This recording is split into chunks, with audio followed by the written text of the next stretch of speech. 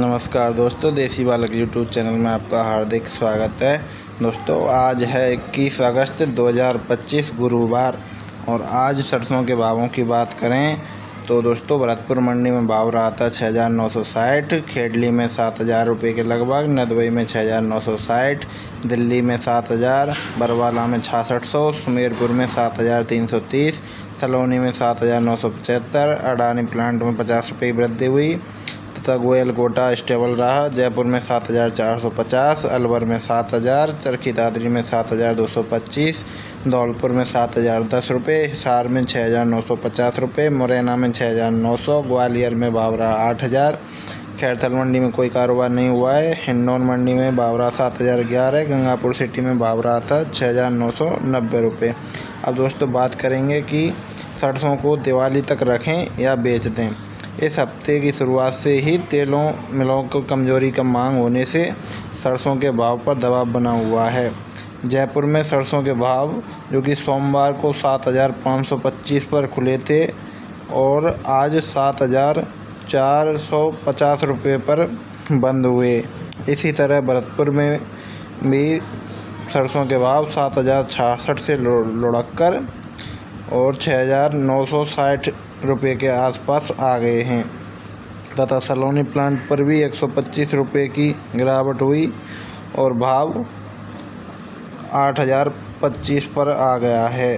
तथा बात करते हैं सरसों तेल कच्ची घानी के रेट की तो 1,610 रुपये प्रति 10 किलो से घटकर 1,585 के रह गए हैं। सरसों खल में कोई गिरावट देखने को नहीं मिली है और सरसों खल के भाव जयपुर में 2,370 और भरतपुर में 2,425 के बने हुए हैं। साथियों, हमने पहले भी बताया है कि अन्य तेलों के भाव के मुकाबले सरसों तेल काफ़ी तेज़ हो चुका है और सरसों में आई यह तेज़ी केवल तेल के भाव पर चल रही है, इसलिए इस पर ब्रेक लगना ही था। आपकी जानकारी के लिए बता दें कि सोया तेल के मुकाबले सरसों तेल लगभग 350 रुपये प्रति 10 किलो ऊपर चल रहा है।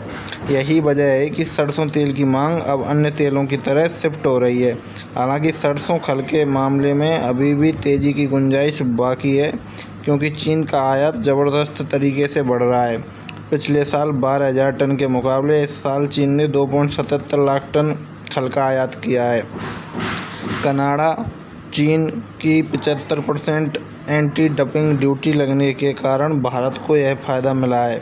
अंतर्राष्ट्रीय स्तर पर भारतीय खल अभी भी 40 तक सस्ती है, इसलिए इसकी मांग बनी रही है। इसका उम्मीद है यह मांग सरसों के भाव में बड़ी गिरावट नहीं आने देगी।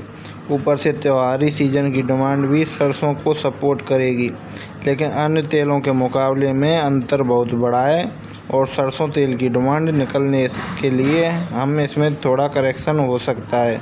साथियों, देखना यह होगा कि सरसों में जयपुर सरसों में 7400 के भाव पर होल्ड करती है या नहीं। अगर सपोर्ट टूटती है तो 7200 का अगला स्तर हो सकता है। इससे नीचे जाने की गुंजाइश फ़िलहाल नहीं दिखती है।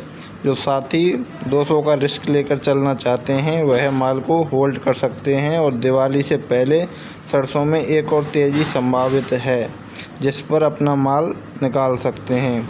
दूसरी तरफ जो साथी निकालना चाहते हैं माल, वह इन स्तरों पर माल निकाल सकते हैं क्योंकि भाव अभी अच्छे चल रहे हैं। बाकी व्यापार अपने विवेक से ही करें। धन्यवाद दोस्तों। हमारे चैनल को सब्सक्राइब करना बिल्कुल भी ना भूलें तथा लाइक शेयर करने के लिए बहुत बहुत आभार।